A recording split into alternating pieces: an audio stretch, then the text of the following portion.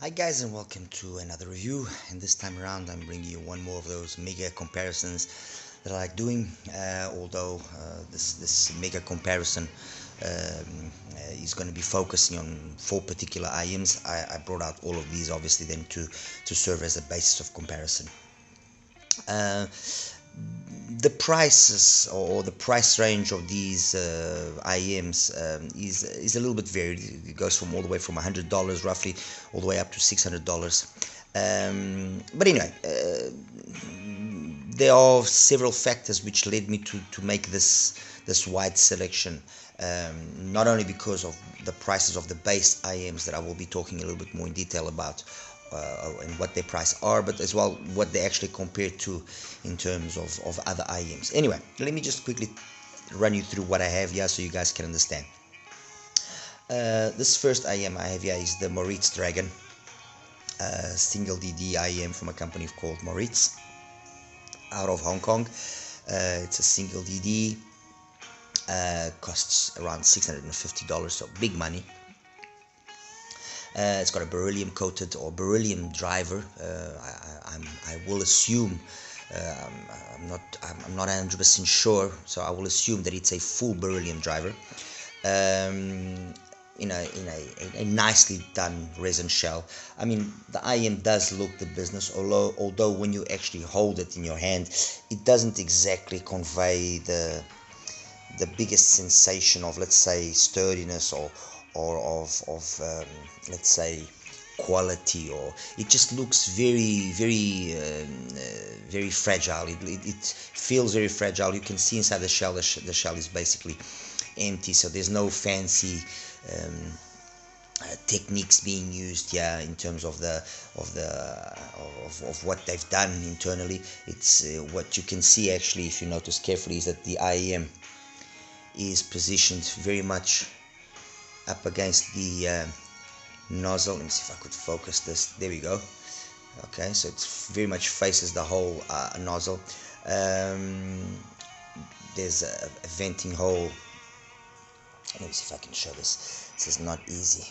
Okay, there's a venting hole over there, and the venting of the actual nozzle, the front venting hole, if you look carefully on the nozzle, you will see there. You will no, not easy to focus this. My apologies. There you go. You can see there the pin on the actual gold nozzle for the front vent. Let's put it that way. And then there's the other vent over there. All right. Anyway, as I said, $600, just over $600 price range. You know, I received this as part of a tour, so I didn't receive it with its, let's say, full package. It just came with its case, which is a nice enough case. Brings a little protection here for the actual IEMs themselves, some tips, exchangeable terminations for the cable.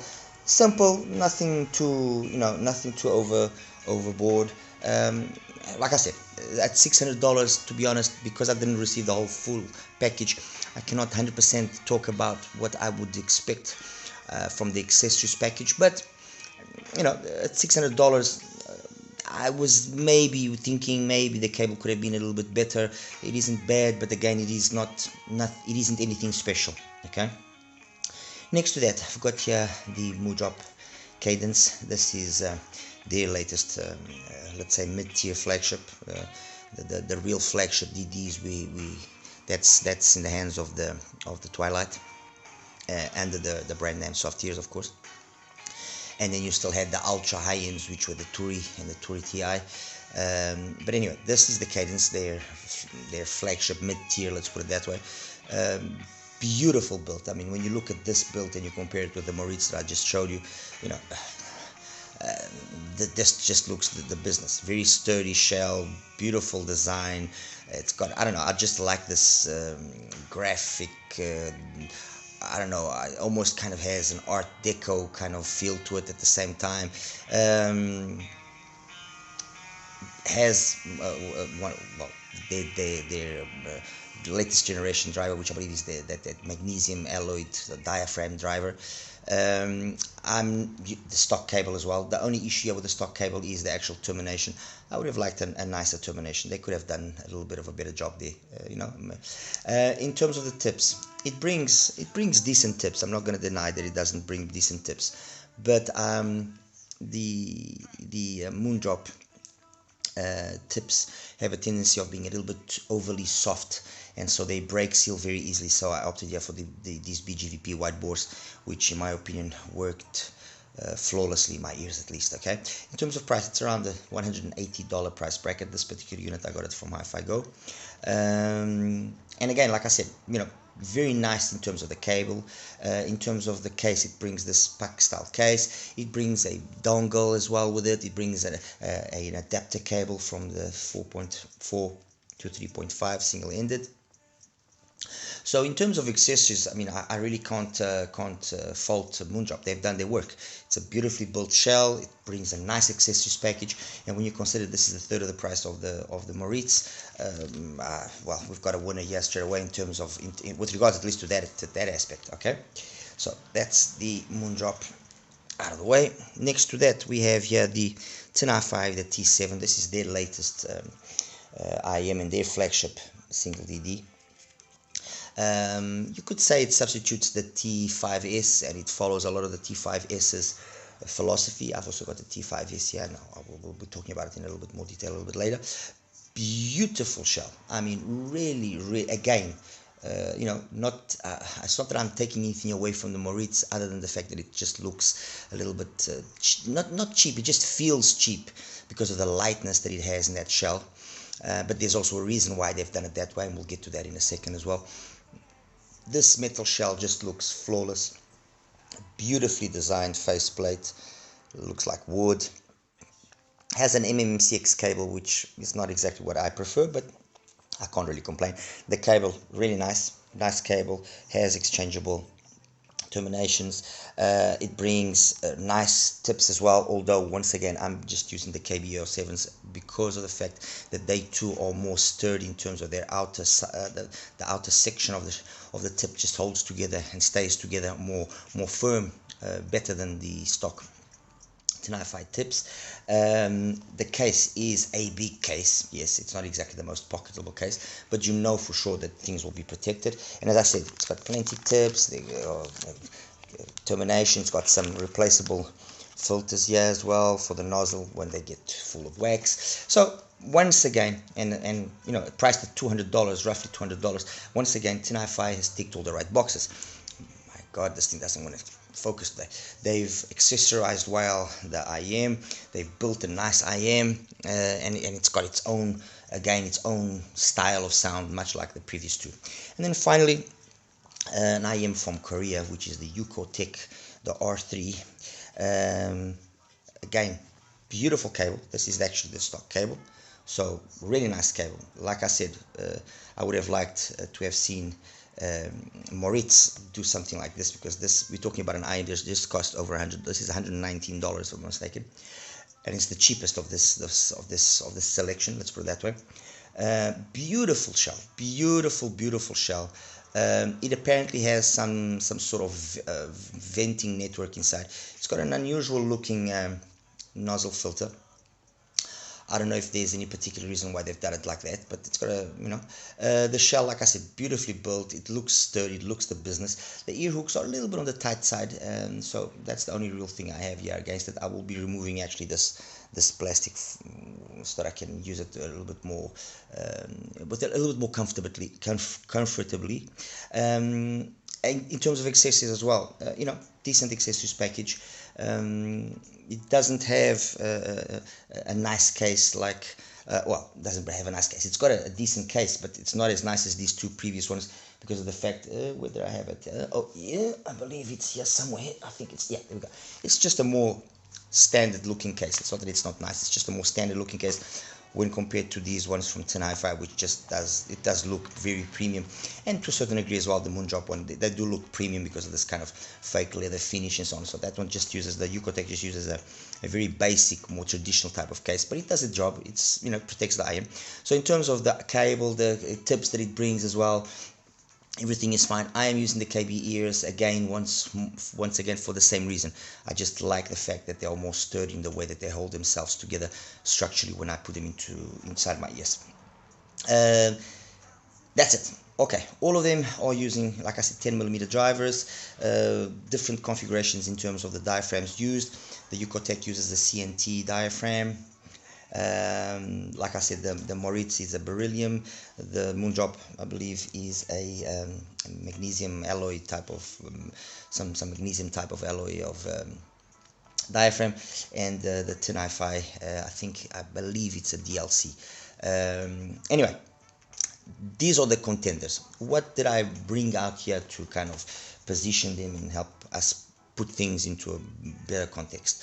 On the top there, I've got the let me actually just get it. Got here the Clavelon Delta. This is an IM that also costs just over the $100 price bracket.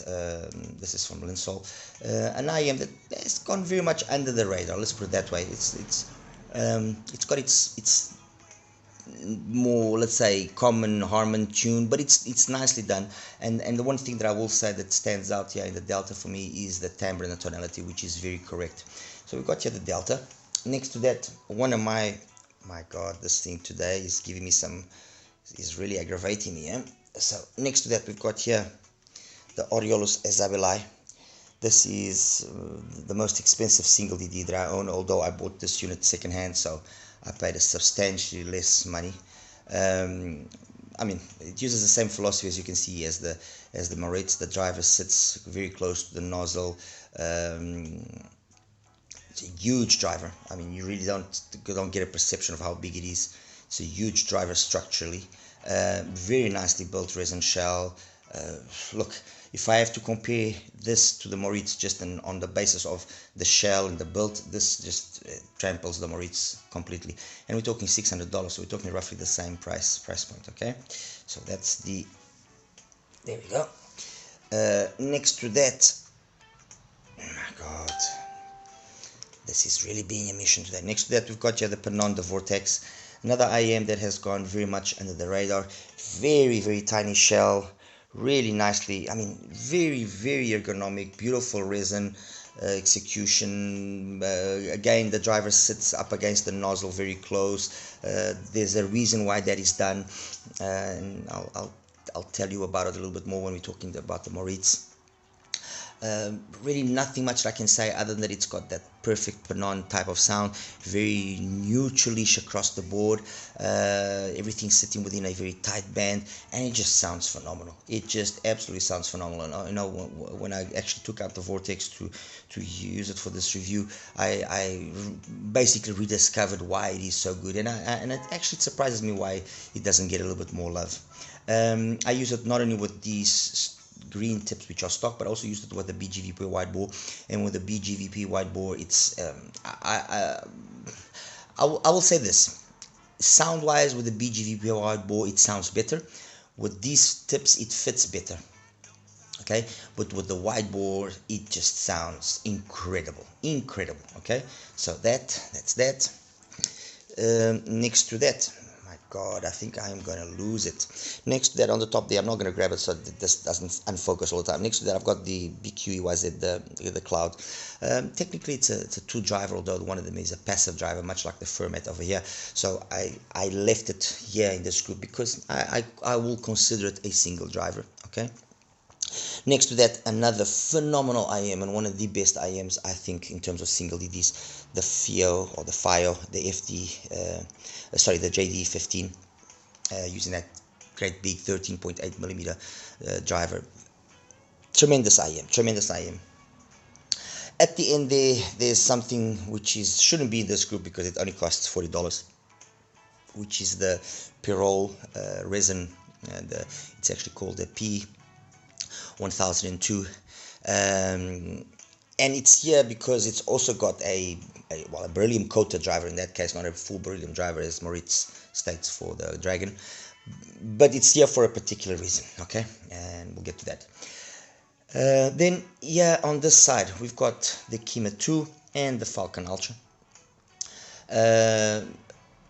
Again, two IMs with very, I wouldn't say very distinct price, very distinct signatures. No, they've got some similarities, but either one of them is very well done. The Kima 2 is definitely the best of the Kima series, without question. With the BGVP wide bores, tremendous. I think again it's the same situation with this, is the terms of the fit of the tip, be it the BGVP wide bores or be it the SS tips, which I also like using them on the Kima 2. They both work phenomenally well. I would say maybe the BGVP edges out slightly in terms of soundstage and imaging, the SS, but the SS does fit a little bit better than the BGVP wide bores, okay? And the Falcon Ultra, tremendous IM in terms of how it, again, gives us that more organic type of presentation. You know, there are IMs here which are more organic, IMs here which are more technically inclined, and this is that more organic type of presentation. It's got the exchangeable nozzles, which also allow for some versatility in terms of the tuning, much like the Fiio as well, and the offerings from Simgot. Although you know, I would say Simgot is the one here that you really see big differences when you start playing around with those nozzles. The rest, not really. Okay, next to that, the Simgots, the EA500 LM and the Fermat, the 1000 Fermat. Again, two drivers, one of them being a passive radiator, and it just, if I had the Cloud, it wouldn't make sense not to have this one. I would have liked to have included the Frost, but the Frost is effectively already two drivers actually working, because it's got a planar, a micro planar, and I wanted to keep things to single DDs. So that's the Fermat and the EA500 LM. In terms of prices, this is about $210, give or take. That's around $89, $90. As yeah, for the Dunos, again, this is about $180 something for the Falcon Ultra, just over $100 for the Kima 2. I think. Oh yes, and the price for the FD I get confused, FD JD. Well, the price for the Fiio is about $160, and the price for the Cloud is about the same thing, about $160. So as you can see, the majority of them, except for obviously the Pirole, which is the cheapest, and the Isabellae, they all sit within that $100 to $200 price point. Okay, well, I guess the EA500 is also a little bit below that $100, but most of them are within that price point. Next to that, we've got another Ucotech, the RE1 Pro, and although it's cheaper than its brother, of course, it's about $89. It's here again for a very specific reason.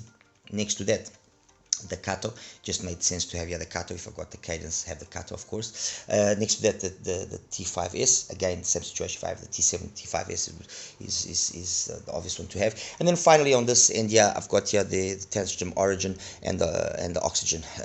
Two equally phenomenal IMs, both with slightly different tunings, but I mean, excellent IMs. Okay, now let's jump into this, because this has been a long presentation. And I'm going to try and make these things as well as concise as possible. Moritz Dragon. The thing that strikes you immediately when you listen to it is how good the bass and how much extension the Moritz has. Crazy extension. There's loads of twinklies and sparkles, so detail retrieval is absolutely phenomenal. It's got a gliding style of bass with a focus on the sub bass, and you feel that sub bass. It really is something else, the sub bass here, and a lot of it comes down to the fact that they've used the resin shell, and the fact that the resin shell is very light, and very probably with using a very thin or a thinner type of resin, does enable it to introduce some resonances that actually do help in creating that tonality, which, you know, is very pleasant in the Dragon. This is very much a tech or a method used as well many years ago with home speakers, where they would make the wood of specific parts of the speaker a little bit thinner than the rest of the structure, in an attempt to have that wood vibrate at certain frequencies and actually introduce its own, let's say, color, its own signature to the whole mix of the speakers, of the drivers, and everything. So that's what I feel is done often with resin shells, is they allow the resin shell to be done in a specific manner and to vibrate in a specific manner, much like you see a bone conduction. The bone conduction is also going to introduce vibrations. So the vibration of the shell, it introduces a certain resonance, and that resonance, if it's well done and if they've actually done their homework, it helps with the tonality, and the tonality of the Dragon is phenomenal. I mean, in that aspect, I have to give them top marks. A really good timbre and tonality. The bass is incredible, mids and upper mids very good. There's no harshness, there's no sibilance. It's just all about being smooth, but with authority. It's got a smooth, authoritative musicality to it, but at the same time it's highly detailed, highly capable of going in, fetching all the micro and macro details that you want. Great soundstage, great imaging, although I would say those two are not perhaps the best, especially when you consider its price point. Overall, I think, like I said, bass and extension, so the two extremes of the frequency and range, and the timbre and tonality are what catches your attention in the Moritz Dragon. It's what immediately grabs you, okay? And it's down to the fact that, yes, they're using a beryllium driver, which helps with the extension up top. The bass, being the way that it is also helped by the fact that they've done what they've done with the shell, most likely. Being a beryllium driver, it makes also the bass not only to be authoritative, but be speedy, so there's no sluggishness, no nothing. So overall, what I can say about the Dragon is, it is a very, very good driver, or very good IEM rather.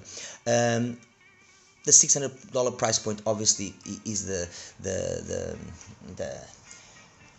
issue. Let's put it that way. Is it worth that amount of money? In my personal opinion, no, it's not worth that kind of money. I think that if they have made, or if they had established a price point of about $300, they would have sold way more, way more, and it would make a lot more sense, because then, it would be an IM that would be in the choices when compared to other stuff that is here, which is closer to that $300 price point. So I'm talking about Fermat, I'm talking about Origen, I'm talking about, it would be closer. So you could maybe at $300 go and fetch those clients that want a really good mid-tier single ED with a little bit extra, let's say, magic, a little bit more special sauce, which this does have, but it also has a price which is appealing. $650 is not an appealing price. I mean, I guess the same can be said about the Twilight, although I haven't listened to the Twilight, so I cannot give a definite opinion about how it sounds. But I am very confident in what I'm about to say. I am sure that however good Twilight sounds, it also doesn't justify anything to have that sort of price. Fair enough, they use a special helmets resonating system to make the bass a little bit better than what it is, and I'm not detracting anything from that, and obviously that has its costs and so on involved. But there's nothing to justify its price. And it's not only that, at that value, you have a number of other IEMs, hybrids, fair enough, more drivers, fair enough, but that are more capable and that, just do an overall better job. A single ED's magic lies in its coherence, lies in the fact that everything comes from a single source. There's no issues with delays, time delay between drivers. And yes, I can understand that when some special technology is being used, that you would perhaps ask a little bit more money. Okay, that's fair enough.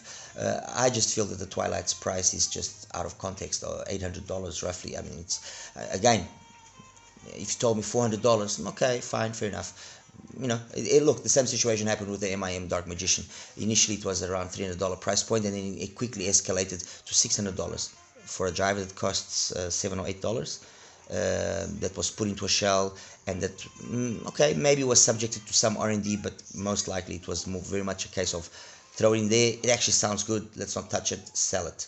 That's most likely what happened with the MIM Dark Magician. That's why its second version wasn't as capable in many respects compared to the original. The second version of the MIM Dark Magician was, by comparison, a failure, and just shows that the first one, the luck that they found in the sound that they obtained was more luck than actually ingenuity, was more luck than just actually hard work and wanting to tune it that way. But anyway, I'm not carry on. Moritz Dragon, phenomenal IM, its price is the only thing that holds it back, in my opinion. Cadence. The cadence is, to cut a very long story short, is in essence a slightly better executed Kato. The difference between this and the Kato is that you have a little bit more energy there in that pin again area. I mean, we're talking maybe a dB and a half at most, so it will be difficult to notice it, but the balance that is being then struck between that and the bass versus the balance that's struck in the Kato versus the bass from that area to the bass makes the Kato sound perhaps a little bit more warmer, a little bit more bass heavy, and this is very relative, while the cadence sounds a little bit more open and detailed.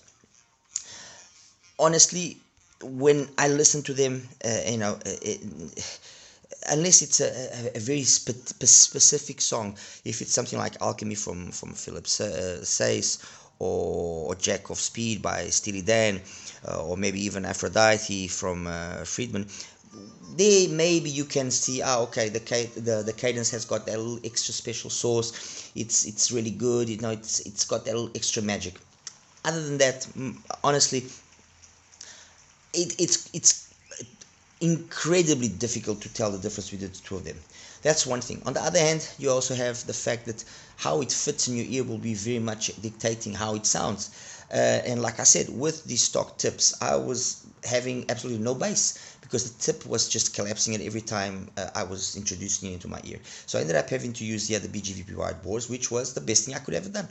No more tip collapsing, therefore no loss of bass performance, and actually the overall balance sounded way better than when with the original tips I wasn't having any tip collapsing, but it just sounded thin all the time. So with the stock tips, the cadence, in my opinion, sounds overly thin. It's a more technically versed IM versus the Moritz, which is more musical, it's more organic, but with a high level of technicality. This is more technically capable. So if I was to talk about technicalities, pure and simple, this technically is superior to the Moritz, okay? But it doesn't have the Moritz's bass, firstly by virtue of the way that it's been tuned, and then also the fact that it uses a metal shell. It brings with benefits and brings with it also as well some obstacles. The benefit is the bass is super clean, super detailed, super resolving, but being a metal shell also takes away those resonances that I was talking about. So it sounds a little bit cold. Maybe if the bass had been a little bit more emphasized, it wouldn't sound as cold, but it sounds a little bit more cold. So the overall balance that you get out of the cadence is of a sound which is detailed, highly technical, will very much be pleasing those that are technically inclined, that like details galore and so on and so forth. But you cannot consider this, or I wouldn't consider this an IM which is highly musical or very musically or focused, okay? So that's that. Next to that, the TinHifi. So sorry, just before I carry on here with the TinHifi, just to wrap up here the cadence. Bass, I said it's clean, mids phenomenal, highs phenomenal, nothing to be said there. Technically, it's an absolute beast. So the soundstage imaging, timbre and tonality is a little bit on the colder side, and especially when you come from something like this, or you listen to the timbre and the tonality of, for example, the Kima 2, or you listen to the timbre and tonality of the Fiio, the FD15, or you listen to the timbre and tonality of the Origen, which are for me IMs which have or the Vortex from Penon, which have more pleasant timbre and tonality. In my opinion, this sounds just cold. It doesn't sound as nice, let's put it that way. So that's it. Next to that, the TinHifi, the T7. The T7 basically is a T5S again, and what they've done is they've extended the past 10K area, and they've given more energy to the area between the peak of between the pin again and that 8K area. They've energized more that area. It's also a significantly way easier IM to drive than the T5S, and what that means is that you don't have to give it much volume and it plays loud. It plays plenty loud. However, the way that the bass has been done in the T7, much like on the T5S and on the Moritz, which is that gliding style of bass, makes it have a sound which is maybe not the most ideal if it's a genre of music which has a lot of mid bass impact, where yes, you notice that the Moritz also it's not in its element 100%. It does it well, but if it's a song that has lots of rumble, so if it's a music genre which requires more rumble, more presence, more of the bass than necessarily more impact of the bass, the T7 is absolutely incredible in that aspect, much like the T5S already was. So bass, it's really extended, goes deep. Maybe you don't get sometimes that perception of how deep it goes because of the energy that it has in the upper mids and the treble, but the bass goes deep. Its mid bass is a little bit on the thin side, but still adequate.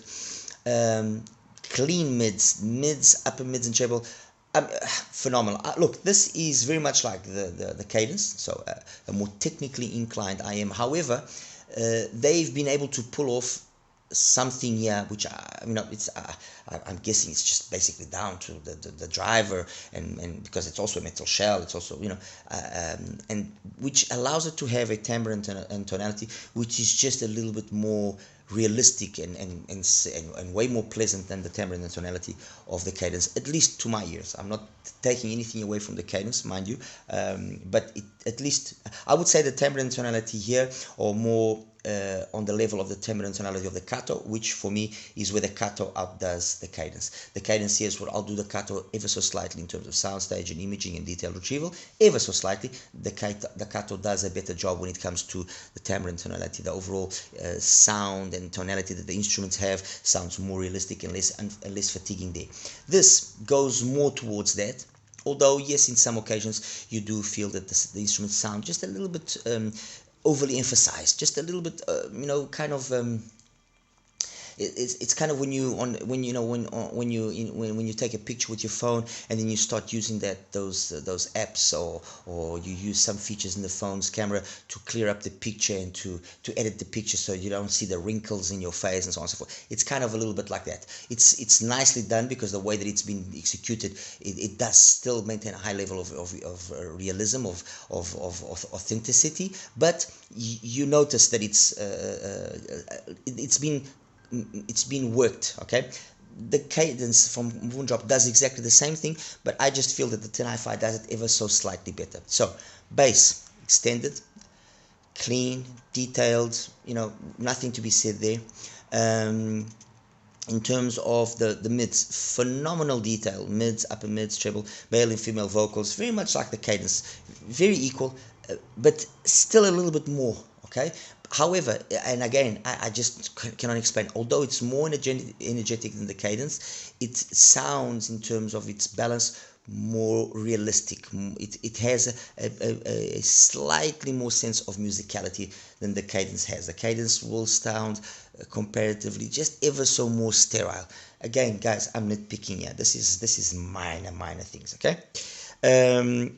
So, solid IM.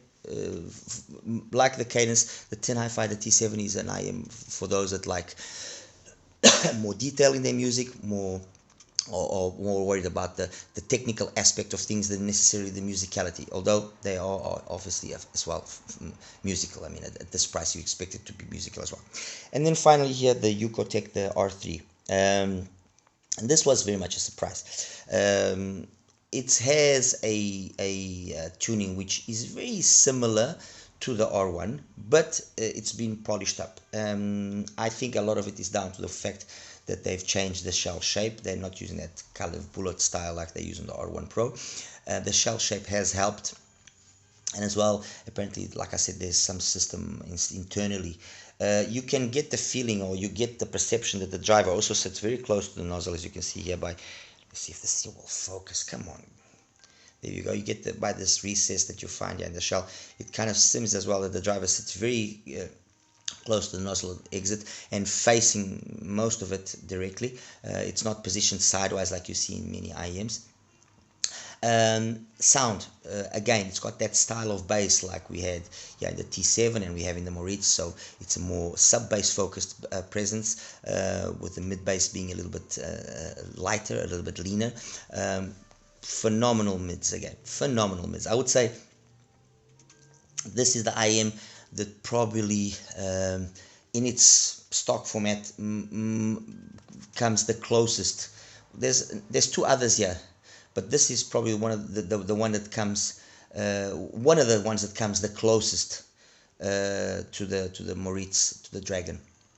And I'm saying this just so you guys to understand that yes, the Moritz Dragon is a phenomenal IM. Yes, it does sound great. It's fantastic, but you can get very much the same sort of sound, if that's the sound that you like, from an IM which is significantly cheaper. Interesting thing is that although it's got a metal shell, the bass also sounds very much like the bass of the Dragon. It does have that timbre and that tonality, which again I think it's down to the way that they've internally, wired things, in the way that they've done things internally. Because being a metal shell, it should be a little bit colder sounding. Once again, I'm going to repeat a lot of what I said before, but for the T7, great bass, extended, clean, detailed. That's the CNT driver they're using here is really, really good. Mids, upper mids, and treble, really good, extended, loads of detail, high level of musicality. I think the in terms of its technical capabilities, it's very balanced. It basically, there's no standout one, but on the other hand, all of them are very equal. So you have a really nice sound stage, a really nice imaging ability, very nice resolution, very nice timbre and tonality. So there's no particular technicality that truly stands out. Okay, that shines, like in the case of the Moritz, it's the timbre and tonality. In the case of the Kadenz and on the T7, it's the soundstage and the imaging and the detail retrieval that they stand out. Over here, they're all very equal, so I can't really say, oh, this is the best technical feature that it has. It just sounds really, really nice. It was definitely a surprise. Now, to put things into a little bit of a perspective on how they stand and how they compare to each other. Like I said, the Kato and the Kadenz, they are very much equal to each other. These are two very more technically orientated IEMs. They follow more the Tanchjim oxygen type of sound, although I would say that the oxygen maybe in terms of the bass is a little bit more towards my liking. I would say that the execution in terms of the upper mids and treble of the Kadenz, yes, is the most detailed of the three, but not by much. I mean, they very much trade blows. There's not a lot of differences between these IEMs. That's the truth. So these are the Kadenz is an IEM for that person that wants details. It's an IEM that will very much kind of follow the philosophy of the LM5 of the 500 LM, although the 500 LM has significantly more bass, so it makes things more engaging. But it's an IM which is also very detailed up top. It's got more that vibe. The T7, like the T5S, it's very similar, although this has got significantly more extension than the T7. So the T7 will again be an IM that's more, let's say, maybe warmer sounding. So different crowd of person, two different people will like these IMs. They complement each other well. The T7 is again an IM that goes like along the lines of the oxygen, or along the lines of the Clavelon. The Clavelon Delta is also along these lines, although the Clavelon is a little bit more on the warmer side, although it kind of has graphically at least a tuning which is very similar to the Kadenz and to the T7.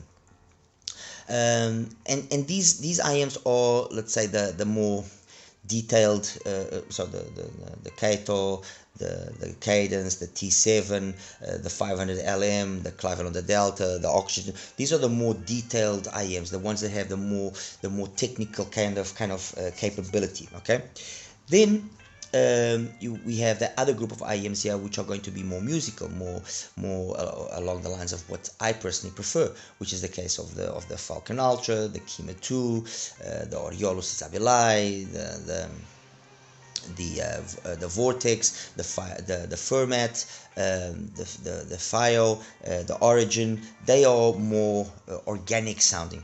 Okay, and that's where then something like the Moritz Dragon will be going along, or will face those IMs, although it does have an advantage over some of them, which is in terms of its extension up top. Yes, it is more capable. In terms of the bass, that's where it's interesting. Although the bass is very present. It's very much there. You know, you feel that, or when you listen to something like the Falcon Ultra or the Kima, that although they don't have the same sub bass extension, but they compensate that by a very tastefully added amount of mid bass. They don't sound as different as you would think. Okay, so they all have a very nice bass. Although yes, it is very easy to perceive that the Kima 2 or the Falcon Ultra have got a little bit more mid bass presence, and that lack that let's say that presence of bass without it being noticeable, which is what the Moritz Dragon does. This year, the Fermat again fits within more this Moritz Dragon type of vibe, although it's again a little bit more mid-bassy. All right, the Vortex on the top there, audibly it sounds very similar to the Dragon, although graphically they graph completely different.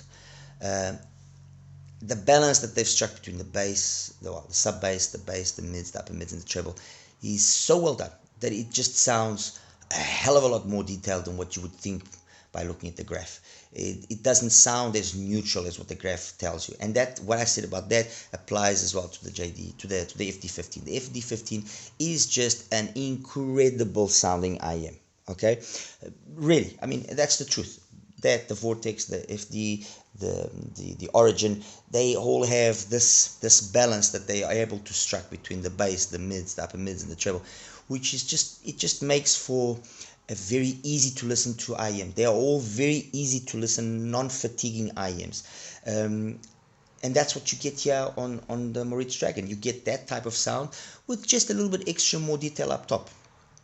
Does that extra little detail up top make up for the price difference? In my opinion, no, it doesn't. Okay, it doesn't. Yes, it's got a little bit more extra detail. Yes, if you're listening to specific songs, you might pick up on that extra detail there. But if you listen to more, let's say, common genres, you will not really see that difference or perceive that difference. Let me see here, for example, Swept Away from Carol Duboc. It sounds phenomenal in any one of those that I mentioned. Be it the FD15, be it the Vortex, be it the Origen, be it the Moritz, it sounds even on the Kima. I mean, the Kima 2, do not underestimate that IM. And trust me, do not underestimate that IM. That IM is something else.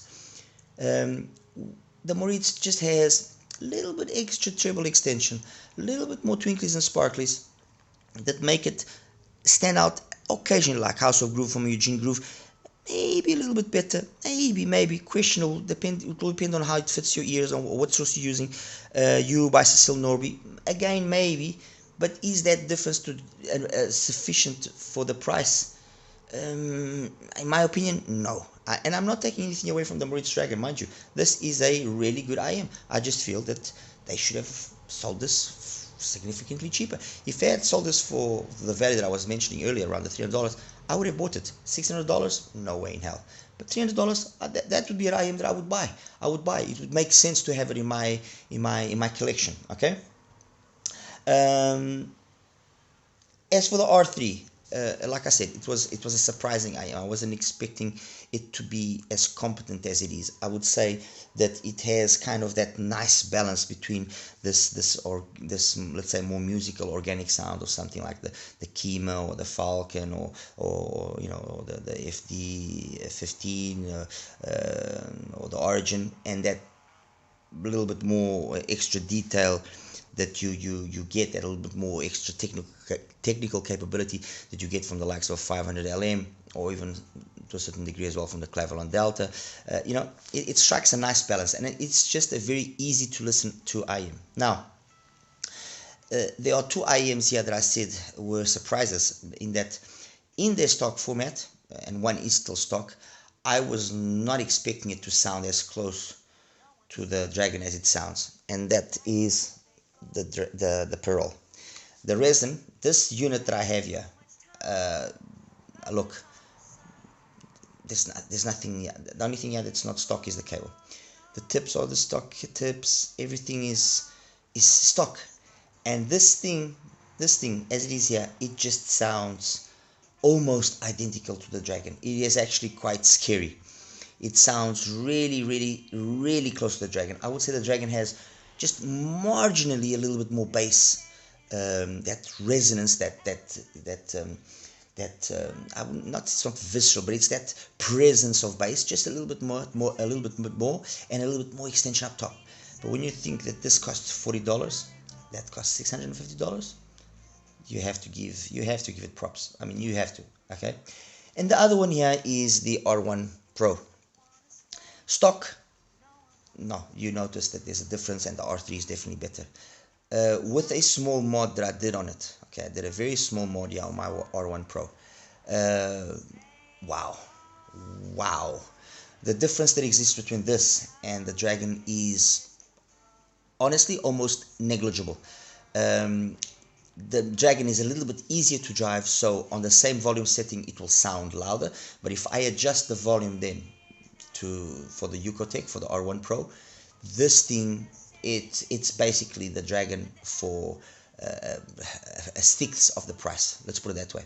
So what I'm saying is, if you think the Dragon and the sound that the Dragon has is something that will appeal to you, okay, but you cannot afford it, but you can afford something like the R1 Pro, and you can live with this shell, which isn't, it's not an easy shell to fit. I have to say that this kind of bullet style shells are not always easy, but you can live with the shell, and you are willing to do this small mod that I've done, which again is not a difficult mod to do.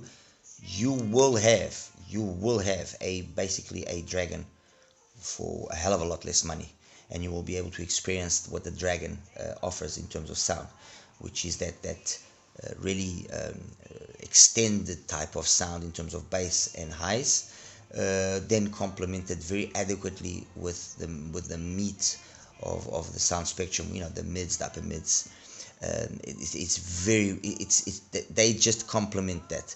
While sometimes the bass is the start of the show, then the treble is the start of the show, or maybe sometimes the mids are the start of the show, and then the rest maybe fits in properly or doesn't fit in.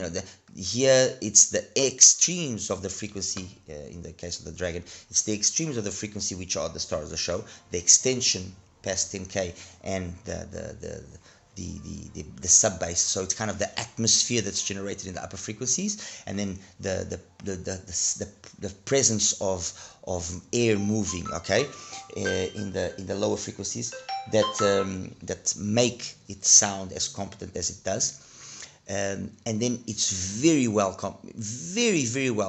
filled in by the mids. So without question, although they didn't use any special tech here, they didn't go with any fancy stuff or anything, the sound is absolutely really well done. That's the truth. Finally, compared with the Oriolus, because it's the only other IEM here that has the same price value, I mean, look, they are two totally different IEMs. The Moritz, yes, more capable in terms of its extension up top. I wouldn't say technically it's more capable. I think the Oriolus technically is very much the same thing. Timbre and tonality is phenomenal on the Oriolus as well. I really have a hard time picking between the two of them in terms of the timbre and tonality. Soundstage very equal, imaging very equal. You just have a little bit more clarity in the Moritz because of the way that it's been tuned. A little more clarity. You have that, that area that sometimes I mentioned to you in terms of the 100 hertz and what it corresponds then in the mids or upper mids. In the Moritz, it corresponds to roughly 3K, and I have found that that's the sweet spot. When 100 hertz corresponds to about 3K or very close to 3K, and then the information that's below 100 hertz and the information that's above 3K is not that, or is equally matched. It's either flat, neutral on either side, or if it still increases, it's increased in equal manner from one side to the other. That's when you hit the sweet spot in terms of for me, at least in my ears, of sound. And that's what they've obtained here in the Moritz, and that's why it sounds so good. When we look at that same detail, for example, in the Kadenz or in the T7, it's well done, but the focus is definitely on the mids and on the highs, also on the vocals to be the star of the show. Although they have a bass which is very similar here to the bass of the especially the T7, to the Dragon, that matching, and when I show you the graphs you'll understand what I mean, has just been done in a less ideal manner, more so in the Kadenz in my opinion than on the T7. The T7 is actually, I would say the T7 to be absolute perfect, a little bit less than what it has, but not as low as the T5S. I think that would have been that would have been spot on for the T7. The T5S is perhaps a little bit too warm, making things simple. This is perhaps a little bit too energetic, a little bit less, just an in between. That would have been the ideal. I think that would have been the perfect, or then actually give the mids and the majority of the upper mids of the T5S, give that to this, and then maintain the extension that the T7 has past 10K, which the T5 doesn't have. So maintain the extension past 10K here of this with the mids, upper mids, and the bass that both of them have, and you would have had a perfect T7. Anyway, guys, the reality is this. All of these IMs are really good in their own right. There's nothing really here that you can, I mean, even something like the Cloud, okay, I didn't even mention anything about it, in detail. It's a good IM, it sounds good, but of course when you take, okay, it's $160 and you compare it to something like the FD, in my opinion the FD is just a better IM. Or if I take it and I compare it to the Fermat, which uses the same sort of implementation, the Fermat is better. Yes, it's a little bit more expensive, but it's a better IM. The Kima too is a better IM in the sense that the overall sound that it gets is enough to justify the price difference, and the Cloud doesn't bring anything extra to the equation to justify its added price point compared to something like the Kima 2. Understand? So they all are good. They all have their pluses and their minuses. They all have their clientele. They will all have their specific crowd of people that will appreciate them for what they are. If you want technicalities, if you want that kind of crowd, then yes, Kadenz, perfect, amazing. T7 as well, the same situation. If you like a more organic presentation, if you like that more or old school type of sound with a very high level or very high degree of technicalities, Moritz, perfectly. I mean, amazing. With a little bit less details, because that's the Kima 2 is incredible. The Vortex, same thing. The FD, same thing. The R3, the same thing. So it's all down to what is the type of sound that you like. Go for that, and then yes, it's kind of a hit and miss, because you might like the sound of the Moritz, you might like the sound of the Kadenz, but when you put it in your ear, because of your ear anatomy, it just doesn't sound as well or as good as you would expect. So if you have the ability to actually try it out, fine, try them out. Yes, it's what it is. Tony was right, he wasn't talking out of his ass. Perfect, I'm gonna get it. If you cannot do that and you want to be safe, or then you just have to go for the cheaper IMs. That's the reality. And in terms of the cheaper IMs here, without question, the 500 LM is a phenomenal IM. A phenomenal IM. The fact that it's got those adjustable nozzles and you can make your own tuning, that's, I mean, it's a no-brainer. The Kima 2, again, in my opinion, another phenomenal IM. Really good. The Pirole, I mean, guys, trust me. For 30 odd bucks that this thing costs, I mean, this is like QEYZ Kadenz of money. This thing is surreal, honestly. I'm being very honest. This thing is really, really good, really good. At least the unit that I have, I've got another one on the way, because I wanted to confirm that I don't have here a white elephant. I want to make sure that I have got the real deal. This thing is phenomenal. All right. Anyway, I'll show you the graphs and we'll wrap it up.